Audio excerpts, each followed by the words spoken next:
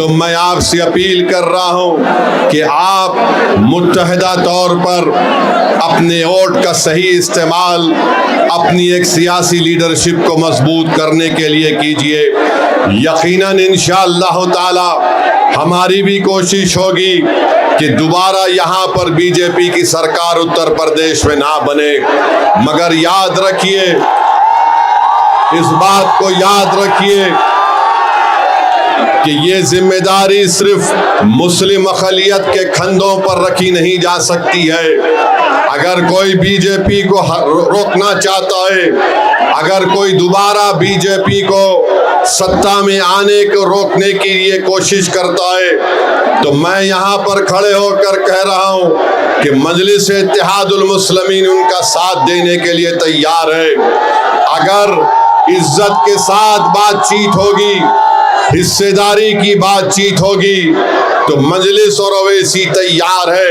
मगर अगर तुम बीजेपी को रोकने के नाम पर मुझसे और मटेरा की जनता से कहोगे कि तुमको दरी बिछाना पड़ेगा, अब दरी नहीं बिछाई जाएगी, अब हिस्सेदारी और बराबरी की लड़ाई होगी इंशाअल्लाह ताला।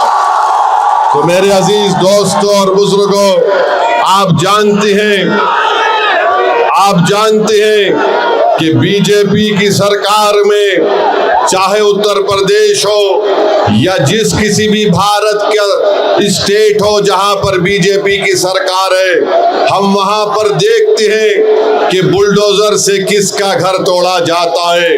हम जानते हैं कि किसके किस्मत में एनकाउंटर लिखी हुई है। हम जानते हैं कि किस समुदाय के नौजवानों की जवानी को जेल में डालकर बर्बाद कर दिया जा रहा है। हम जानते हैं कि अगर कोई नौजवान बच्चे कश्ती पर रोजा खोलते हैं तो उनको 40 दिन जेल में गुजारना पड़ता है। मेरे अजीज दोस्तों और बुजुर्गों, यही नाइंसाफी के खिलाफ मजलिस और ओवैसी लड़ती है।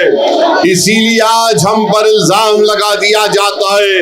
अरे इल्जाम लगाने वालों, तुम जितना इल्जाम लगा सकते लगा लो, मगर हम अपनी लड़ाई से पीछे हटने वाले नहीं हैं।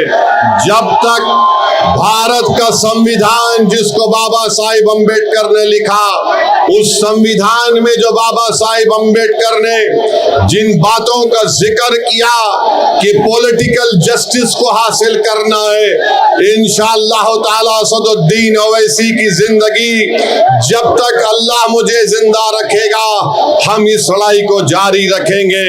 और मैं आपको बताना चाह रहा हूं कि यहाँ पर उत्तर प्रदेश में आप देखते हैं कि एनकाउंटर के नाम पर कई मासूम लोगों को तकलीफ दी जाती है। मीडिया ने रिपोर्ट किया कि 17,000 एनकाउंटर हुए। बताइए, संविधान रूल ऑफ लॉ की बात करता है, संविधान रूल बाय गन की बात नहीं करता। संविधान के बरखिलाफ अगर कोई काम करता है तो ये अनकॉन्स्टिट्यूशनल है। ये मैं नहीं बल्कि सुप्रीम कोर्ट के जज ने कहा कि उत्तर प्रदेश में सामान्यता व्यवस्था है। इलाहाबाद हाई कोर्ट के जज जनाब विनोद साहब ने बात कही है। 19 मार्च को मंसूर अहमद को पकड़ लिया गया, पुलिस कस्टडी में रखकर जुल्म किया गया, NSA लगा दिया गया।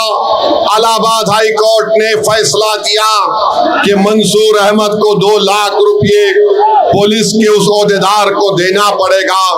उत्तर प्रदेश के मुख्यमंत्री को मैं थोड़ा बताना चाह रहा हूं कि वो बार बार हर चीज में कहते हैं कि माता है।